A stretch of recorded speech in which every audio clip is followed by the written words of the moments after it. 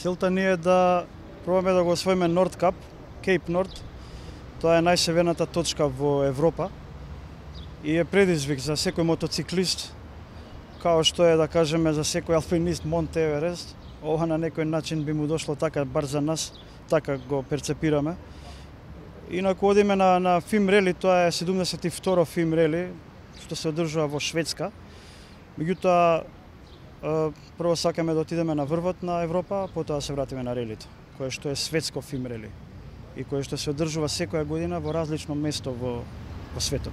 Оваа година е во Шведска, во Сундвал. Ке успеете ли навреме да стигнете? Па еве, како што видовме пред малку, нели, одбројувањето е 21 ден и 2 часа, мислам. Значи толку имаме време да стигнеме до врвот и потоа се вратиме уште некои 2200-300 километри на југ. Се надеваме, се подготвувавме. Мислиме дека сме спремни, се чувствуваме спремни. Се надеваме дека ќе успееме. Нешто да ни информирате? Некоја информација која што ни требаат? Па добро, ние сме мотоклуб Вардар.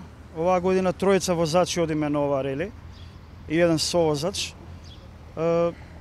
Не знам точно колку од Македонија вкупно во репрезентацијата ќе учествуваат. Не верувам дека ќе биде бројката значително голема, поради тоа што е сепак Скандинавија. Мотоклубот Вардар е најстар клуб во Македонија, формиран на 78 година.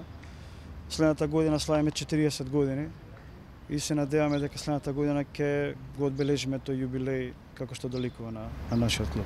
А колку време од кога ќе стигнете во Шведска Сансет? Место како е да се вика? Па Сундвал, така некако.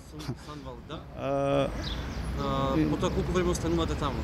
Па релито трае околу 4 дена, мислам, 4 до 5 дена е таму на едно место и потоа се враќаме дома.